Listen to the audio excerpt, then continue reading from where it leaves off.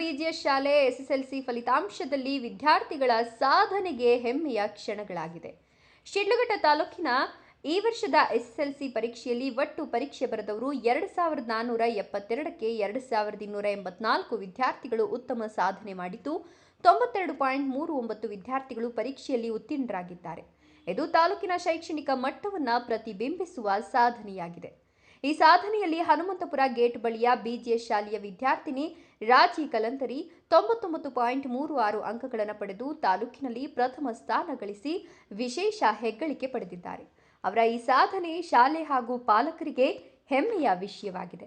ಇದೇ ಶಾಲೆಯ ಮತ್ತಿತರ ಪ್ರತಿಭಾವಂತ ವಿದ್ಯಾರ್ಥಿಗಳಾದ ಕಲಾಶ್ರೀ 99.2, ಸ್ಮೃತಿ ಟಿಡಿ 99.2 ಮತ್ತು ಬಿಸಿ ಕವನ 99.2 ಉನ್ನತ ಅಂಕಗಳನ್ನು ಪಡೆದು ಶಾಲೆಗೆ ಕೀರ್ತಿ ತಂದಿದ್ದಾರೆ. ಇವರ ಸಾಧನೆಗಳು ವಿದ್ಯಾರ್ಥಿಗಳ ಪರಿಶ್ರಮ ಮತ್ತು ಶಿಕ್ಷಕರ ಮಾರ್ಗದರ್ಶನದ ಫಲವಾಗಿದೆ.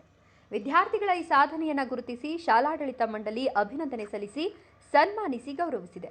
ಈ ಸಂದರ್ಭದಲ್ಲಿ ಶಿಕ್ಷಕರು ಹಾಗೂ ಪಾಲಕರು ವಿದ್ಯಾರ್ಥಿಗಳ ಮುಂದಿನ ವಿದ್ಯಾಭ್ಯಾಸಕ್ಕೂ ಶುಭಾಶಯ ಕೋರಿದರು.